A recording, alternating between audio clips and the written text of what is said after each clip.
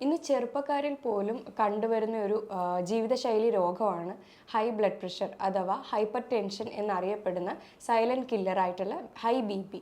അപ്പോൾ ഇത് അതിൻ്റെ കാരണങ്ങൾ എന്തൊക്കെയാണ്, അത് വന്നു കഴിഞ്ഞാൽ അനുഭവിക്കുന്ന ബുദ്ധിമുട്ടുകൾ എന്തൊക്കെയാണ്, ഇത് നമുക്ക് എങ്ങനെ മാനേജ് ചെയ്യാൻ കഴിയും എന്നുള്ളതാണ് നമ്മുടെ ഇന്നത്തെ വീഡിയോ.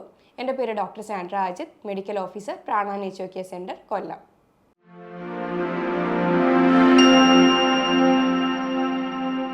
നമ്മൾ പറഞ്ഞു ചെറുപ്പക്കാരിൽ ഇതെങ്ങനെയാണ് വരുന്നതെന്ന്. അതായത് സിസ്റ്റോളിക് ഡയസ്റ്റോളിക് വാല്യൂ 170-90 മേലെ, അതായത് 30 വയസ്സിന് താഴെയുള്ളവർക്ക് ഇങ്ങനെ കണ്ടിന്യൂസ് ഫ്രീക്വൻസിയിൽ വരികയാണെങ്കിൽ നമുക്കത് ഹൈ ബി പി ആണെന്ന് പറയാൻ കഴിയും. അപ്പോൾ ഇതിൻ്റെ മെയിനായിട്ടുള്ള കുറച്ച് കാരണങ്ങൾ എന്തൊക്കെയാണെന്ന് നമുക്ക് നോക്കാം. മെയിനായിട്ടും ഉറക്കക്കുറവ്, പിന്നെ നമ്മുടെ ഹാബിറ്റ്സ്, സ്ലീപ്പിംഗ് ഹാബിറ്റ്സ് കറക്റ്റ് അല്ല, ക്വാളിറ്റി ആയിട്ടൊരു സ്ലീപ്പ് നമുക്ക് കിട്ടുന്നില്ല എങ്കിൽ ഹൈ ബ്ലഡ് പ്രഷർ ഉണ്ടാകാനായിട്ടുള്ള ചാൻസ് കൂടുതലാണ്. പിന്നെ അടുത്തതാണ് ആൽക്കഹോളിൻ്റെ ഉപയോഗം, സിഗരറ്റിൻ്റെ ഉപയോഗം. പിന്നെ അതേപോലെ കൃത്യമായിട്ടൊരു ടൈം ടേബിൾ ഇല്ലാത്ത ഒരു റൊട്ടീനാണ് ഡെയിലി ഫോളോ ചെയ്യുന്നതെങ്കിൽ, പിന്നെ അങ്ങനെ വേറെ ആവശ്യമില്ലാത്ത ഹാബിറ്റ്സോ കാര്യങ്ങളോ ഒക്കെ ഉണ്ടെങ്കിൽ, പിന്നെ ഇതുമല്ല സ്ട്രെസ്സിൻ്റെ കാര്യം മൂലവും നമുക്ക് ഹൈ ബി പി ഉണ്ടാകാറുണ്ട്. ഒന്നെങ്കിൽ ജോബിൻ്റെ സ്ട്രെസ് ആയിരിക്കാം, അല്ലെങ്കിൽ ഫാമിലിയിൽ എന്തെങ്കിലും ഇഷ്യൂൻ്റെ, അങ്ങനെ എന്തെങ്കിലും തരത്തിലുള്ള സ്ട്രെസ്സ് കാരണവും നമുക്ക് ഈ ഒരു ഹൈ ബി പി ഉണ്ടാകാനുള്ള ചാൻസ് കൂടുതലാണ്. പിന്നെ ജെനറ്റിക് കോസസും അതേപോലെ ഹൈ ബി പി ഉണ്ടാവാനുള്ള ചാൻസ് കൂടുതലാണ്. ഇതൊരു ജീവിതശൈലി രോഗം ആയതുകൊണ്ട് തന്നെ സിംറ്റംസ് ഒന്നും ആദ്യം കാണിക്കാറില്ല. പ്രത്യേകിച്ചും ബ്ലഡ് പ്രഷറിൻ്റെ കാര്യമാണെങ്കിൽ എപ്പോഴെങ്കിലും ഹോസ്പിറ്റലിൽ പോയി ചെക്ക് ചെയ്യുകയാണെങ്കിൽ ഹൈ ആയിട്ട് കാണിക്കും. അപ്പോൾ അത് 1-2 പ്രാവശ്യം ഹൈ ആയിട്ട് കാണിക്കുമ്പോഴായാലും ആരും അങ്ങനെ മൈൻഡ് ചെയ്യാറില്ല. പ്രത്യേകിച്ച് അത് ചെറുപ്പക്കാരിൽ കൂടെ ആകുമ്പോൾ അത് ചിലപ്പം പെട്ടെന്ന് പോയിട്ട് വന്നതിൻ്റെ ഇതായിരിക്കും എന്നുള്ള രീതിയിൽ അത് ഒഴിവാക്കി വിടാറാണ് പതിവ്. പിന്നെ ഇത് പെട്ടെന്നൊരു ദിവസമായിരിക്കും ഹൃദയ സംബന്ധമായ രോഗങ്ങളോ അല്ലെങ്കിൽ സ്ട്രോക്കിലേക്കോ ഒക്കെ പോകുന്നത്. ഇത് പതിയെ കൊണ്ട് നമ്മുടെ ഓർഗൻസ് എല്ലാം ഡാമേജ് ചെയ്യാനും, അതേപോലെ ഹൈപ്പർ ടെൻസീവ് നെഫ്രോപ്പതിയും റെറ്റിനോപ്പതിയും, കണ്ണുകളുടെ ആരോഗ്യത്തിനായാലും ഞരമ്പുകളുടെ ആരോഗ്യത്തിനായാലും ഒക്കെ ഇത് ബാധിക്കാറുണ്ട്. നമ്മൾ പറഞ്ഞു ഹോസ്പിറ്റലിൽ ചെല്ലുമ്പോൾ ബി പി ചെക്ക് ചെയ്യുമ്പോഴായിരിക്കും ഹൈ ബി പി ആയിട്ട് കാണിക്കുന്നത്. അത് വേറെ എന്തെങ്കിലും പനിയോ അല്ലെങ്കിൽ വേറെ എന്തെങ്കിലും സംബന്ധപ്പെട്ട ആവശ്യത്തിന് ഹോസ്പിറ്റലിൽ ചെല്ലുമ്പോഴായിരിക്കും ബി പി ചെക്ക് ചെയ്യുന്നത്. അപ്പോൾ അങ്ങനെ കാണുമ്പോഴത്തേക്കും ആരും അത് മൈൻഡ് ചെയ്യാത്തത് കൊണ്ട് തന്നെ അത് ഹൈ ബി പി ആണോ എന്നുള്ള ഒരു കാര്യത്തിലേക്കേ പോകുന്നില്ല. പ്രത്യേകിച്ച് ഇതുകൊണ്ട് തന്നെയാണ് ബി പി ഒരു സൈലൻറ്റ് കില്ലറാണെന്ന് കൂടെ പറയുന്നത്. കാരണം ഇത് ഒരുപാട് നാൾ ഇങ്ങനെ നീണ്ടു നിന്നതിന് ശേഷം അത് പെട്ടെന്ന് സ്ട്രോക്കിലേക്കോ അല്ലെങ്കിൽ വേറെ മറ്റ് പല ബുദ്ധിമുട്ടുകളിലേക്കോ കൊണ്ടെത്തിക്കുന്നുണ്ട്. പിന്നെ അപ്പം നമ്മൾ നോക്കുമ്പോൾ, അതായത് ഹോസ്പിറ്റലിൽ ചെന്ന് നോക്കുമ്പോൾ അങ്ങനെ ഹൈ ബി പി കണ്ടു കഴിഞ്ഞാൽ ഉറപ്പായിട്ടും അതൊന്ന് റീചെക്ക് ചെയ്ത് കണ്ടിന്യൂസ് ഫ്രീക്വൻസിയിൽ കുറച്ച് ദിവസം അടുപ്പിച്ച് തന്നെ ചെക്ക് ചെയ്ത് ബി പി ഉണ്ടെങ്കിൽ അതിനനുസരിച്ചുള്ള കാര്യങ്ങൾ ഉറപ്പായിട്ട് ചെയ്യേണ്ടതാണ്. അത് കൺട്രോൾ ചെയ്യാനായിട്ടായാലും അതിനെ റിവേഴ്സ് ചെയ്തെടുക്കാനായിട്ടുള്ള കാര്യങ്ങൾ ഉറപ്പായിട്ടും ചെയ്യണം. ഇല്ലെന്നുണ്ടെങ്കിൽ അതിൻ്റേതായ പല ബുദ്ധിമുട്ടുകളും നമുക്ക് ശരീരത്ത് അനുഭവപ്പെടും. നമ്മളെപ്പോഴും ഹൈ ബി പി എന്ന് പറയുന്നത് 140-90 എബോവ് പോകുമ്പോഴായിരിക്കും. അപ്പോൾ ഇതിൻ്റെ ചില ലക്ഷണങ്ങൾ എങ്ങനെയാണെന്ന് വെച്ച് കഴിഞ്ഞാൽ, പ്രത്യേകിച്ചും ഒന്നുകിൽ സ്വെറ്റിങ് അധികമായിരിക്കും, തലകറക്കം ഉണ്ടാവും, ദേഷ്യവും ടെൻഷനും ആങ്കറും ഒക്കെ ഭയങ്കരമായിട്ടുണ്ടാവും, അതേപോലെ കണ്ണിൻ്റെ കാഴ്ച മങ്ങും, പിന്നെ അങ്ങനെയുള്ള പല ബുദ്ധിമുട്ടുകളായിരിക്കും നമുക്ക് ഇതിൻ്റെ ലക്ഷണങ്ങളായിട്ട് പറയാൻ കഴിയുന്നത്. പിന്നെ വേറെ എപ്പോഴും ഉള്ള വിട്ടുമാറാത്ത തലവേദനയൊക്കെ വരുമ്പോഴത്തേക്ക് അത് മൈഗ്രെയിൻ ആയിരിക്കും എന്ന് കരുതി അത് വിടുന്നവരും ഉണ്ടായിരിക്കും. പിന്നെ ഇതുപോലെ തന്നെയാണ് ഹൈ ബി പി വരുന്ന ടൈമിൽ നെഞ്ചത്തും കഴുത്തിലും പിന്നെ തലയുടെ ഉച്ചിഭാഗത്തും ഒക്കെ ഒരുമാതിരി വെയിറ്റ്, ഒരു ഭാരം പോലെ തോന്നിക്കും. അപ്പോൾ ഇതും ഹൈ ബി പി കൂടുന്നതിൻ്റെ ഒരു ലക്ഷണങ്ങളിൽ ഒന്നാണ്. നമ്മൾ പറഞ്ഞായിരുന്നു ബി പി കൂടുന്നത് ചിലപ്പോൾ ടെൻഷനോ സ്ട്രെസ്സോ അല്ലെങ്കിൽ ഉറക്കത്തിൻ്റെ ബുദ്ധിമുട്ടുള്ളവർക്കോ അല്ലെങ്കിൽ തടി കൂടുന്നവർക്കോ അല്ലെങ്കിൽ ജെനറ്റിക് ആയിട്ടുള്ളവർക്കോ അല്ലെങ്കിൽ കിഡ്നിയിൽ എന്തെങ്കിലും തകരാറുള്ളവർക്കോ ഒക്കെ ആയിരിക്കും. അപ്പോൾ ഇതൊക്കെ ഉണ്ടെങ്കിൽ അതിൻ്റെ കാരണങ്ങൾ കണ്ടെത്തി അതിനെ ട്രീറ്റ് ചെയ്യുക. അപ്പോഴത്തേക്കും നമുക്ക് ബി പി നമുക്കത് കൺട്രോളിൽ കൊണ്ടുവരാനും അതിനെ നമുക്ക് റിവേഴ്സ് ആക്കി തിരിച്ച് കൊണ്ടുവരാനും കഴിയും. ഇനി നമുക്ക് പെട്ടെന്നൊന്ന് ബി പി കൂടി കഴിഞ്ഞ് കഴിഞ്ഞാൽ നമുക്കതിനെ എങ്ങനെ മാനേജ് ചെയ്യാമെന്ന് നോക്കാം. കുറച്ച് ബ്രീത്തിങ് ടെക്നിക്സ് നമുക്ക് നോക്കാം. ലെഫ്റ്റ് നോസ്ട്രിൽ ബ്രീത്തിങ്, അതായത് വലത് തം ഫിംഗർ വന്നിട്ട് റൈറ്റ് നോസ്ട്രിൽ ക്ലോസ് ചെയ്ത് ലെഫ്റ്റ് നോസ്ട്രിലൂടെ മാത്രം ശ്വാസം എടുത്ത് വിടുന്ന അത് ഒരു 9 പ്രാവശ്യം കണ്ണുകൾ അടച്ച് റിലാക്സ് ആയിരുന്ന് പ്രാക്ടീസ് ചെയ്യുക.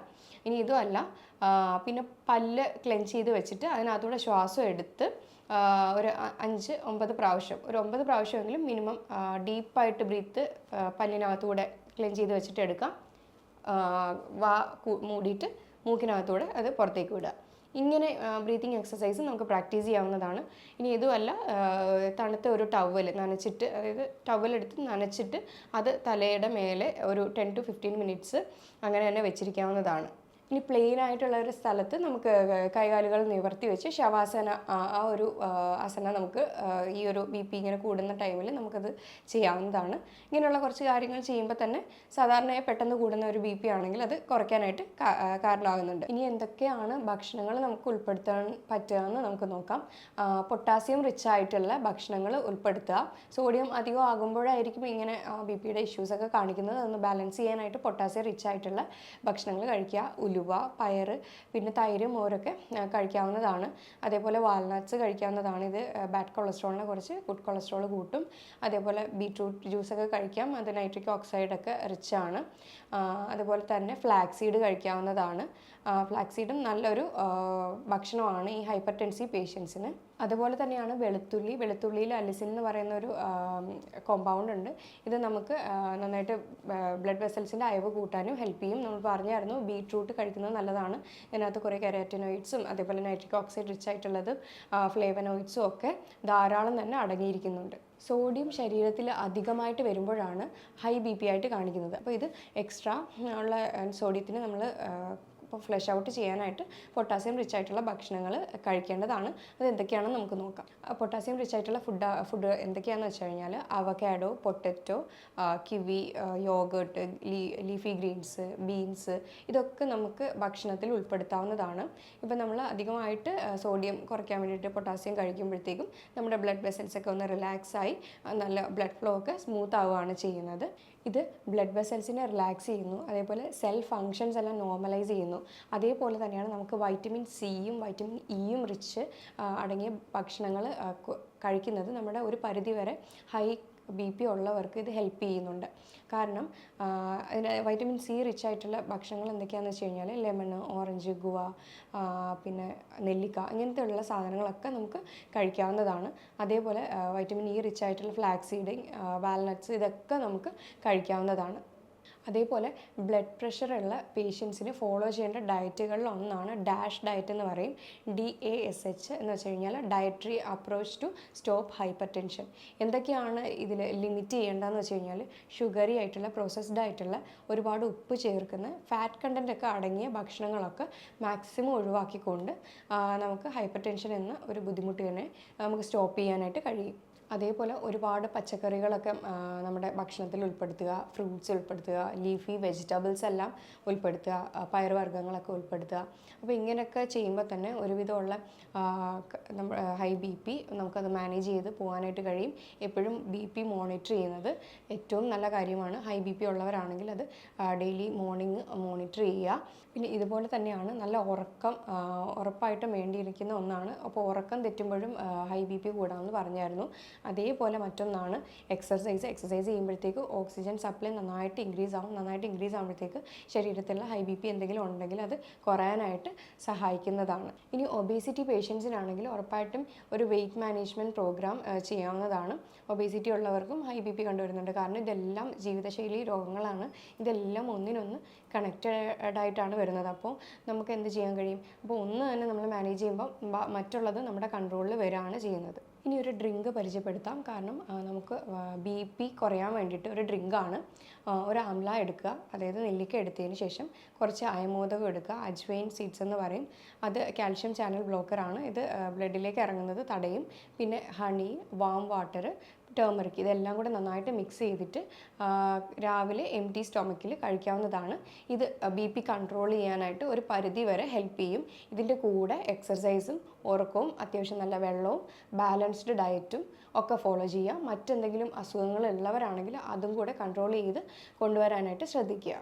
അതേപോലെ BP കൺട്രോൾ ചെയ്യാൻ കഴിയുന്ന, അതായത് അവോയ്ഡ് ചെയ്യേണ്ട കുറച്ച് ഭക്ഷണങ്ങൾ എന്തൊക്കെയാണെന്ന് വെച്ച് കഴിഞ്ഞാൽ പുറത്തുനിന്നുള്ള ജങ്ക് ഫുഡ്സൊക്കെ അവോയ്ഡ് ചെയ്യുക. Bakery items, processed, preserved, packed items ഒക്കെ അവോയ്ഡ് ചെയ്യുക.